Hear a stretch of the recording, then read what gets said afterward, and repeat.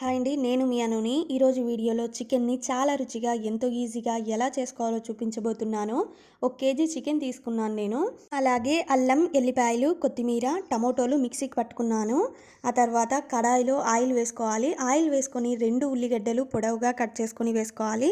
ఉల్లిగడ్డలు ఖచ్చితంగా మంచి కలర్ వచ్చిన తర్వాత ఈ చికెన్ ఉంది కదా, చికెన్ వేసేసుకోవాలి. వేసుకొని ఒక సగం టీ స్పూన్ పసుపు కూడా వేసుకోవాలి.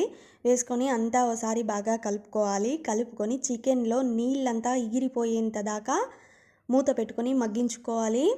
ఇప్పుడు దీంట్లోకి ఖచ్చితంగా ఉప్పు కూడా వేసుకోవాలి, లేకపోతే చికెన్ చప్పగా అనిపిస్తుంది. ఉప్పు వేసుకోకపోతే అస్సలు చికెన్ రుచిగా కూడా ఉండదు. మనకు చికెన్ ఉడికిందా లేదా అని ఎలా తెలుసుకోవాలి అంటే ఇలా పైన ఆయిల్ తేలాలి. చికెన్ కూడా మంచి గోల్డ్ కలర్లో రావాలి. ఇలా మంచి కలర్లో వచ్చింది కదా. ఆ తర్వాత మిక్సీకి వేసుకున్నాం కదా, ఆ గుజ్జునంతా దీంట్లోకి వేసేసుకోవాలి. వేసుకొని అంతా ఒకసారి కలుపుకొని ఈ గుజ్జులో ఉన్న పచ్చి వాసన మొత్తం పోయేంత దాకా మూత పెట్టుకొని మగ్గించుకోవాలి. అప్పుడే నీళ్ళు అయితే వేసుకోకూడదు. అల్లం, ఎల్లిపాయలు, టమోటోలు, కొత్తిమీర అన్నీ కరెక్ట్గా వేసామంటే చికెన్ చాలా అంటే చాలా చాలా అద్భుతంగా ఉంటుంది.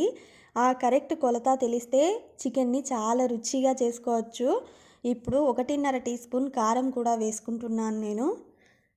ఇది కారం ఎక్కువ ఉంది, అందుకని 1.5 టీ స్పూనే వేశాను. ఇప్పుడు అంతా ఒకసారి కలుపుకోవాలి. నిజానికి ఈ చికెన్ నేను చేయలేదు, మా ఆయన చేశాడు. మా ఆయనే చికెన్ చేస్తాడు. చాలా అంటే చాలా బాగా చేస్తాడు చికెన్. నేను ఆ వీడియోకి వాయిస్ ఇస్తున్నాను. ఆ పచ్చివాసన అంతా పోయాక దీంట్లోకి మనకు ఎంత కావాలి నీళ్ళు అంత వేసుకోవాలి.